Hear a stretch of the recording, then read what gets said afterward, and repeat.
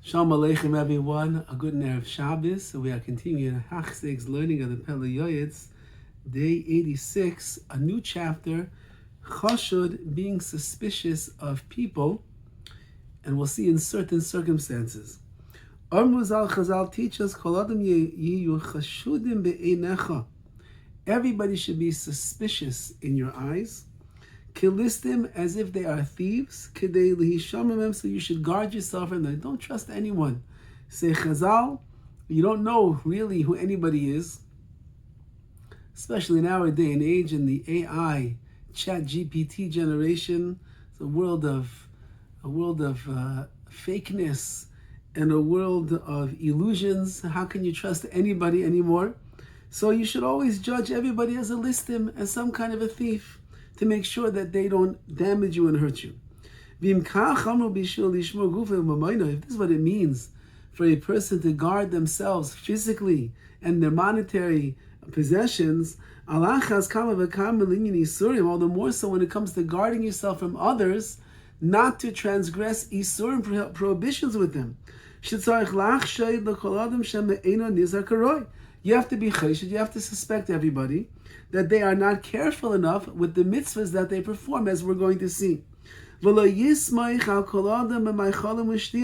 therefore you should not rely upon anyone you want to eat their food or drink their drinks.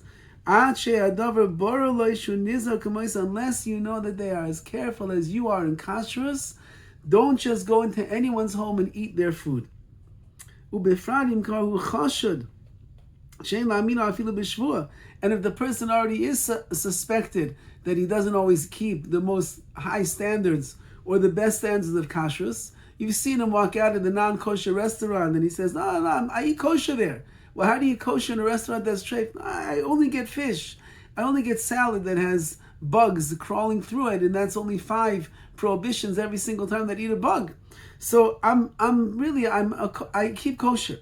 So if I know that the person already is suspected of not having the greatest levels of kashrus, so then you can't believe him. Even if he comes and he takes a shua, I swear, my food is kosher. Can't believe him. Somebody who is chashid, that is suspected about certain things of laxities in their Yiddishkeit, they cannot be a judge. They cannot be a witness either when it comes to certain things. Fortunate is the person who is able not to go and eat in anybody else's house. Not every single person is careful when it comes to having a goy, a non-Jew, touch their wine. For example, the big thing on the market today is Israeli wines. Many of them, I would say majority of them, are not mavushal, which means that a goy cannot come in contact with them once they're opened up. And many people have in their homes cleaning ladies and maids and the like, or they have elderly parents or ailing people that are there, and there are non-Jewish nurses and caregivers that are there. And if they end up pouring that wine, or they come in contact with that wine in the wrong way, they make it that you can't drink it. Well, not everybody's so careful with that. Not everybody even aware of that. Or what about the non-frum Jew who's at your Shabbos table, who takes the bottle of not mavushal wine and he pours it, and he just drove to your house on Shabbos and he's going to drive away on Shabbos? Also a problem. Not everyone is careful with that. Not everybody is careful with checking for bugs in vinegar and vegetables. You come to somebody's house and they serve you a salad. Is that salad something that they checked properly? Do you know if they checked it properly? Do they even know how to check it properly? They're serving you strawberries. Do they know how to check strawberries? Do they know what they're looking for? Did they take a course? Did they investigate the websites and see exactly how you should check for these? How do you know? You don't know unless you really know that these are people of Yirah Shamayim, great fear of heaven, and they are careful about the food that they serve, and therefore it's going to be okay to eat there. But if you are suspicious that you're not so sure about the level and the standards of kashrus of such a person, you have to be choshed, you have to be suspectful that they are not doing things in the right way. Did they wash their hands properly when they woke up in the morning? Or is the tumor and the impurity still in their hands and they touched all the food and therefore that impurity is on the food? Mina chelev, when they were taking the meat, did they know how to get rid of all the forbidden fats that are there? Again, Baruch Hashem, we live in a blessed time in the history of Klal Yisrael. We have hechsherim, and we have butchers, and we have shoichtim, and we have everything going for us that it's easy to get kosher food. So even the people perhaps that are not the highest level standards of kashrus, their food still has some kind of a level. But if you go to the butcher and you buy yourself a piece of meat, you don't have to worry about cutting out the fat. It was cut out already. Umi basa b'chalav. Is this person really careful about basa b'chalav? Does he have separate dishes, separate utensils, separate cups, separate everything? Does he have separate so that you know that he's not cooking meat and milk together? Ubishmir Shabbos. Does he know the laws of Shabbos well? Because in the kitchen, many things can go wrong on Shabbos. When it comes to bishul, when it comes to cooking. Does he allow the cleaning lady who's in the house every Shabbos cook for him? Does she turn on the oven? Does she turn on the stove? Does she make things for the kids? Does she do such things? How do you know? So you have to know whose house you are eating at. And therefore, this cautions the Pele Yoetz, if a person could avoid eating in other people's homes when you don't know if they keep the same standards of kashrus as you, ashrecha, fortunately you'll keep yourself much more kosher as a result. He says, but not everybody has the luxury of eating only in their own home and never going out to eat. Sometimes a person is so chashiv, it's a big honor and a covet for him to be at another person's simcha, another person's house.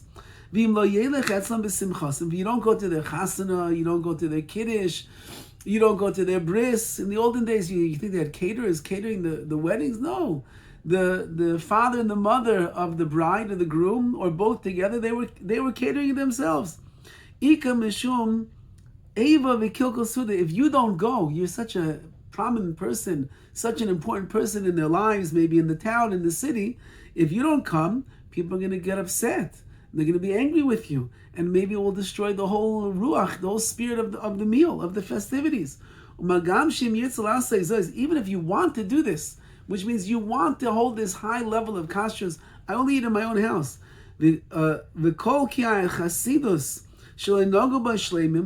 you're doing it in a way that other people are not doing it. People say, oh, this person over here, he's such a chassid, he's such a big tzaddik, he doesn't go to he doesn't eat at anybody else's house, doesn't eat by anybody else's simcha, he doesn't go to any weddings and eat. We watch this person, doesn't eat a thing. How could he do such a thing? Is he really such a chassid that he's able to be on such a level? And now we think if he's not really, maybe all the people from the previous generations that we saw were chassidim, great people, maybe they weren't either. We never saw such people, wise people, chachamim, chassidim, pious people. And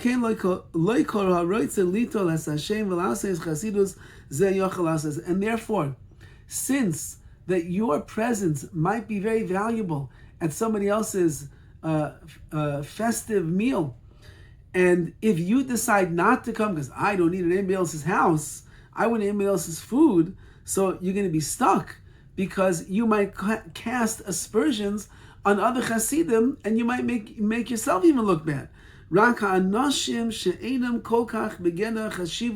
Says the Pele Yoetz something, a Pele, as he often says in the Pele Yoetz, that if you're less of an important person, you could get away with it, of not going to somebody else's simcha, because whether you're there or not, it's not going to make such a big difference. If you come, great. If you don't come, no, we'll live. The party will still go on. It will be easier for you to guard your standards of kashrus and not go and eat at everyone's house. There's the beautiful ma'isa of Matisyahu Solomon, the late mashkiach of Lakewood, that at the end of his wife's life, she was very sick, and they had to go constantly to, I believe, the hospital Sloan Kettering, which is near Manhattan, maybe it's in Manhattan. And there was a woman, I believe her name was Mrs. Rosenberg. She lived close to the hospital, and many of the Rabbanim and many people that were living in Lakewood and elsewhere that had to be at that hospital, they would stay in her house. She herself was a woman of Yirah Shamayim, but she certainly was not on the level of yeshivishkeit the way that Rav Matisyahu and his wife were. When he came to the house, so she told him, Rabbi Solomon, I want you to tell me what hechsher you eat, what meats you prefer, what kind of milk and the like, because I want you to be comfortable here. Now this woman, again, she was not on the same level as Rav Solomon and his wife. And Rabbi Solomon looked at her and he said, Mrs. Rosenberg, whatever is good enough for you and your house, it is good enough for me and my wife. Please don't do anything special for us. If it's good for you, it's good for us. And she was so appreciative of those words because she had children that became frumer than she was. And they were always checking in her house when they came over. Her children, her grandchildren, they were always checking the hechsherim, checking what she had in the fridge. And after Rabbi Solomon said these words, the next time she saw one of her kids or grandchildren go to the fridge and start looking at everything, she says, what? It's good enough for Rabbi Solomon, it's good enough for you. Says the Pele Yoetz, sometimes your chashivas, who you are, matters so much to the person, you might not have a choice. If you're less, so then he says you can get away with only eating in your own home and not having to go elsewhere. All the best.